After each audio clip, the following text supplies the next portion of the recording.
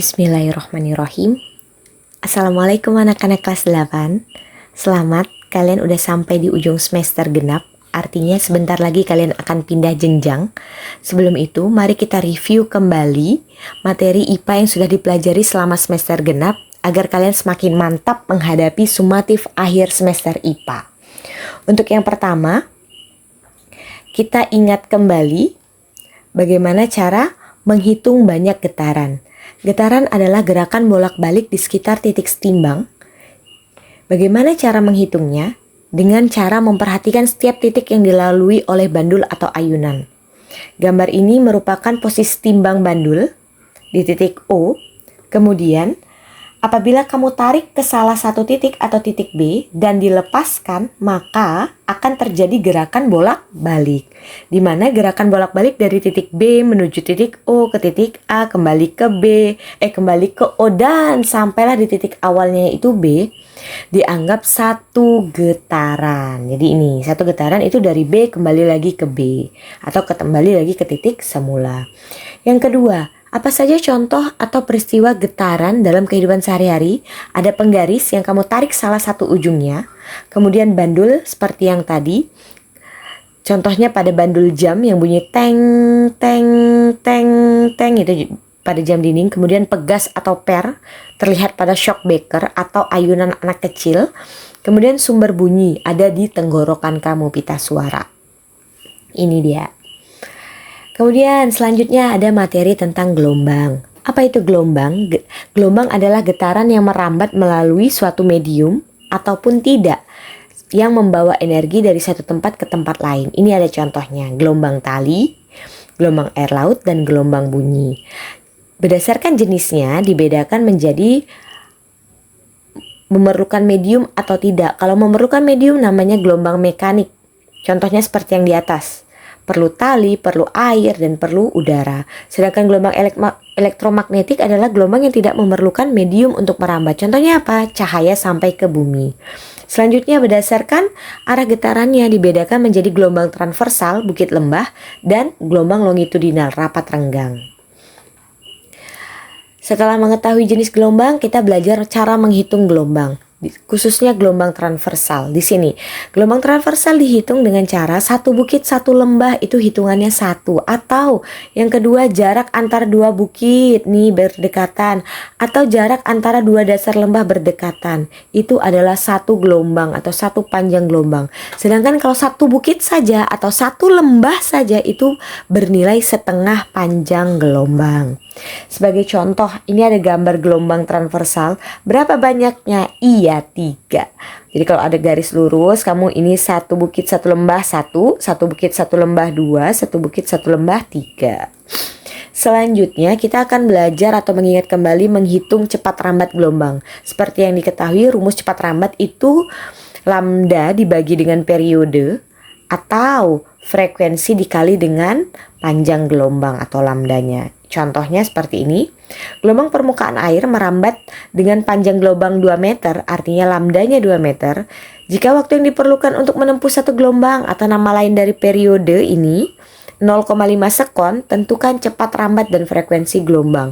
Jadi dibuat kita persingkat menggunakan diketahui lambdanya 2 meter, P-nya 0,5 sekon, yang ditanya adalah cepat rambat atau V, dan frekuensi gelombang atau F. Pertama kita cari cepat rambat. Kita lebih baik menggunakan rumus yang pertama karena apa? Kalau menggunakan rumus yang kedua, kita belum mempunyai data frekuensi. Frekuensi saja ditanya, gimana mau digunakan untuk menghitung. Jadi menggunakan yang pembagian antara panjang gelombang dan periode. Kita masukkan panjang gelombangnya 2 dibagi 0,5 didapatlah 4. Selanjutnya yang B, gimana cara mencari frekuensi? Dimasukkanlah datanya. Panjang gelombangnya tadi 2, cepat rambatnya itu 4. 4 di sini digantikan V-nya dengan 4 sama dengan 2F. 4 sama dengan 2F berarti 1 F-nya berapa? 4 dibagi 2 atau sama dengan 2 Hz.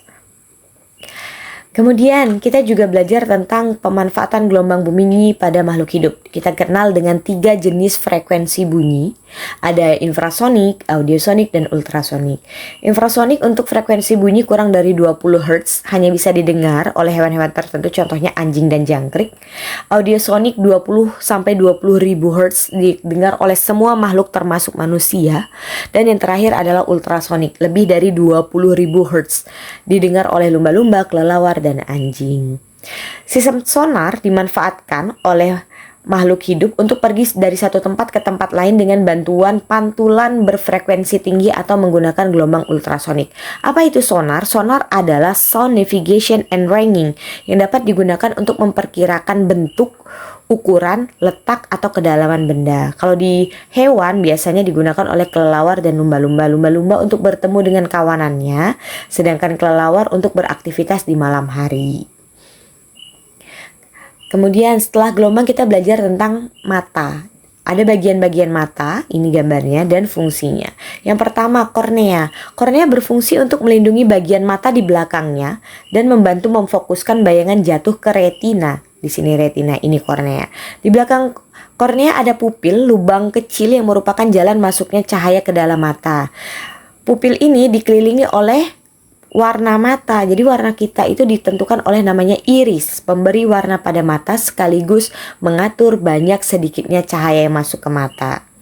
Di belakang iris kita ada ketemu dengan lensa yang berfungsi untuk memfokuskan dan membentuk bayangan. Dan yang terakhir yang juga tidak kalah penting ada retina, berguna untuk menangkap bayangan yang udah dibentuk oleh lensa dan meneruskannya ke otak. Di dalam retina terdapat sel fotoreseptor, yaitu sel batang. Biasanya selnya berwarna hitam putih, menerjemahkan warna hitam putih, dan sel kerucut merupakan sel berwarna. Masuk ke bagian alat optik dan fungsinya. Kita belajar alat optik itu dikenal sebagai alat bantu penglihatan. Apa saja? Yang pertama adalah teleskop. Berguna untuk membuat benda-benda yang sangat jauh terlihat menjadi lebih jelas. Yang kedua ada kamera. Apa fungsinya? Merekam atau menangkap pantulan cahaya atau gambar. Jadi teleskop melihat benda yang jauh agar jelas, dan kamera merekam atau menangkap gambar. Kemudian ke topik berikutnya ada unsur, senyawa, dan campuran. Apa itu unsur? Unsur adalah bagian terkecil dari suatu zat. Bagaimana cara menulisnya? Menggunakan bahasa Latin atau universalnya. Kemudian bagaimana cara menyingkat atau simbolnya? Menggunakan huruf pertama yang harus ditulis menggunakan huruf kapital. Yang kedua, jika huruf pertamanya sama, kita bisa menambahkan huruf kedua dan seterusnya dengan cara menulis dengan huruf kecil. Unsur disingkat atau simbolnya paling banyak itu 2 huruf, nggak boleh lebih. Ini contohnya, karbon itu C, disingkat dengan huruf C. Kalsium di sini bahasa Latinnya menggunakan calcium. Kebetulan C itu udah punya karbon, jadi kamu nggak boleh nulis kalsium itu C saja, tapi harus dengan huruf setelahnya. Jadi nulisnya C besar, A kecil. Selanjutnya juga seperti itu. Klorin itu Cl, oksigen itu O, hidrogen itu H, aurum itu Au, dan merkuri atau raksa itu Hg. Berkenalan dengan unsur logam dan non-logam. Unsur logam. Unsur logam itu ciri-cirinya punya ikatan atom yang kuat, yang rapat, berwujud padat. Satu-satunya yang berwujud cair hanya merkuri atau raksa, bersifat konduktor atau mampu menghantarkan listrik dengan baik dan mengkilap umumnya. Ada siapa saja? Aluminium, barium, besi, emas, kalium, dan kalsium. Kalau lawannya unsur non-logam, apa ciri-cirinya? Punya ikatan atom yang lemah sehingga lebih rapuh, wujudnya bisa padat, cair, ataupun gas. Apa contohnya ini? Si karbon, fosfor, selenium, iodin, nitrogen, oksigen, fluor, dan klorin. Di sini kamu bisa ngeliat simbolnya ya. Ini juga ada simbolnya, ada Al, Ba, Fe, Au, K, dan Ca. Next, kita lihat. Ternyata ada namanya atom. Apa itu si atom? Atom adalah bagian paling kecil atau disebut partikel dari suatu unsur. Ternyata benda itu punya bagian terkecil namanya unsur. Unsur ternyata ada lagi dalamnya, yaitu si atom. Ternyata di dalam atom ada 3 bagian, yaitu elektron, proton dan neutron. Apa elektron? Elektron adalah muatan negatif bergerak di kulit atom. Ini dia. Elektron paling luar dinamakan dengan elektron valensi. Sedangkan proton dan neutron adalah muatan atom yang letaknya di tengah atau membentuk inti atom. Proton bermuatan positif, neutron bermuatan netral. Oke. Rumus kimia senyawa. Senyawa itu terbentuk karena adanya dua unsur atau lebih yang berikatan secara kimia. Berdasarkan atom penyusunnya, senyawa itu dibagi dua, molekul unsur yang hanya satu saja penyusunnya. Lihat nih, Cl saja, O saja, O saja. Cl ketemu Cl namanya klorin. O ketemu O namanya gas oksigen. O ketemu 3 kali O namanya ozon. Kemudian molekul senyawa, molekul yang tersusun atas unsur yang beda-beda. Contohnya H ketemu dengan O jadi H2O, air. H ketemu Cl, asam klorida. C ketemu H ketemu O membentuk glukosa. NaCl membentuk garam dapur. Dari yang tadi kita baca nama-nama senyawanya, ternyata kita juga bisa loh menghitung jumlah atom penyusunnya seperti ini. Cl2 itu terdiri atas 2 atom Cl. Ini adalah penyusun klorin. Kemudian oksigen terdiri atas 2 atom O. Ozon terdiri atas 3 atom O. Dan selanjutnya ada H2O yang terdiri atas 2 atom H dan 1 atom O. HCl, C6H12O6 dan NaCl terdiri atas 1 atom Na dan 1 atom Cl. Jadi penyusunnya. Nih, kalau lebih dari ada Na, ada Cl, pasti dia molekul senyawa. Tapi kalau cuma satu saja seperti ini, hanya Cl, O, itu berarti molekul unsur. Ingat-ingat ya.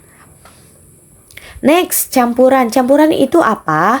Terdiri dari 2 atau lebih zat tanpa membentuk zat baru. Dibedakan menjadi 3. Ada yang namanya larutan. Zat yang dilarutkan ke dalam pelarutnya. Sehingga punya kategori encer, ada kategori pekat, ada kategori jenuh. Contohnya apa? Air gula, air garam, soda.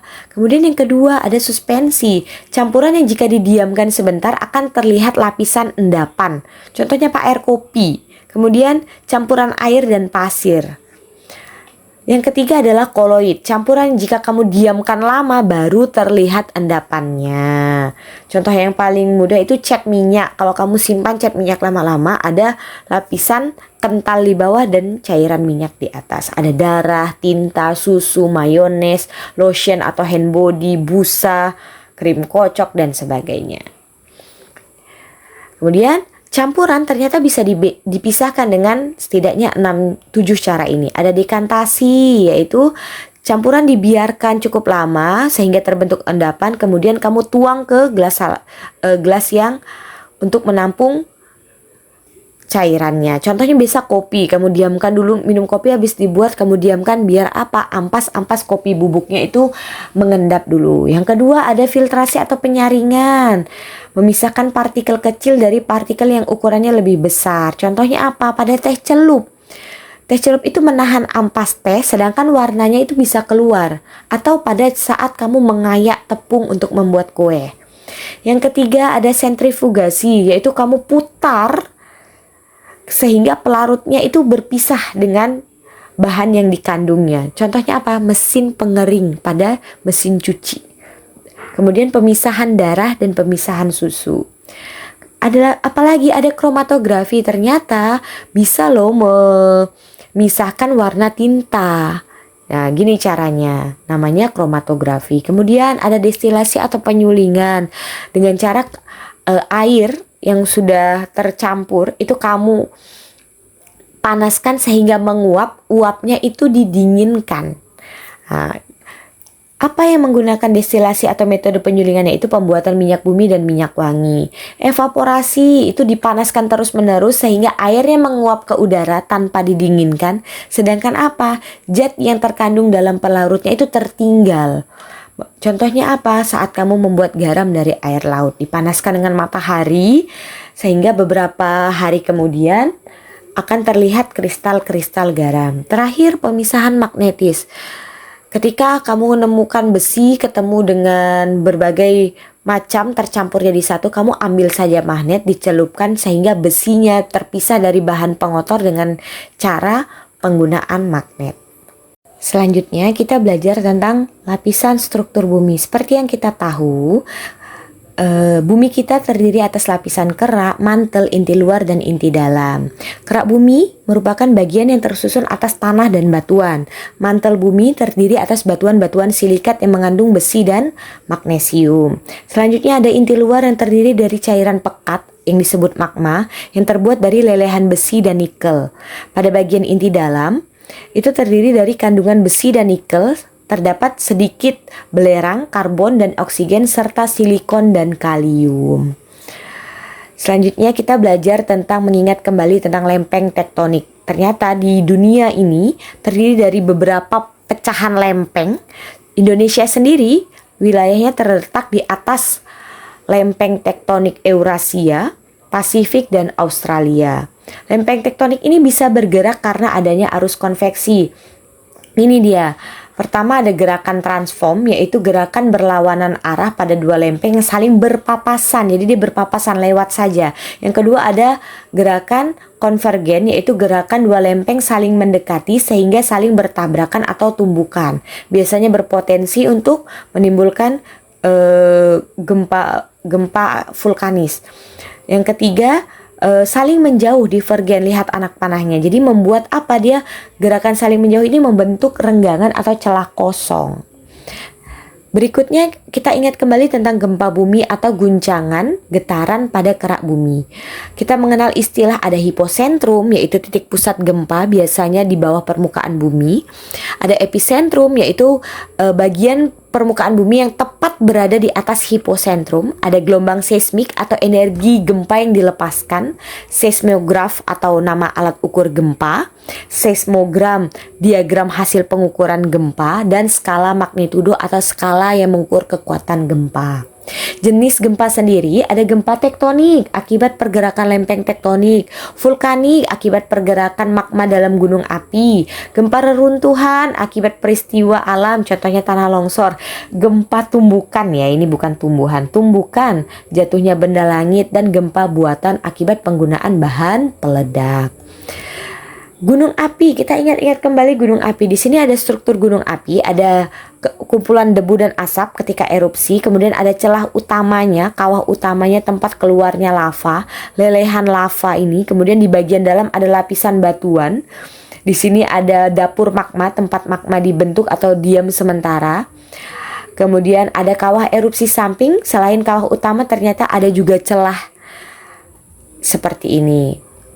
Jadi ternyata erupsi gunung api itu punya sisi positif. Apa saja? Dia sebagai sumber mineral. Batuan yang keluar itu mengandung banyak mineral. Kemudian sumber energi minyak bumi dan panas bumi. Material abu vulkaniknya itu sangat subur dan bisa menjadi daya tarik wisata karena keindahan alamnya. Yang terakhir, kita ingat-ingat kembali tentang mitigasi bencana atau upaya mengurangi risiko saat terjadi bencana. Saat gempa, kalian itu tetap tenang, lindungi kepala, leher, dan bagian tubuh atas dengan cara merunduk, berlindung di bawah meja dan pegangan. Kemudian, jika di dalam ruangan, jauhi jendela, lampu, pokoknya yang tinggi-tinggi yang bisa roboh. Kalau di luar ruangan, jangan dekat-dekat dengan gedung tinggi ataupun pohon. Jika di dalam gedung tinggi tetap ada di ruangan saat gempa nih ya, kemudian berlindung di bawah meja yang kokoh, tunggu setelah gempa selesai baru kamu turun menggunakan tangga, jangan lift. Dan jika berpotensi tsunami, tetap berlindung, evakuasi diri, lari ke tempat yang lebih tinggi, jauhi pantai jika tiba-tiba air surut setelah gempa. Sekian review materi selama pembelajaran di semester genap. Jadi ini ringkasannya, kalian belajar tentang semua ini. Semoga kalian dimudahkan dalam mengisi dan melalui sumatif akhir semester IPA. Sekian review materinya. Assalamualaikum.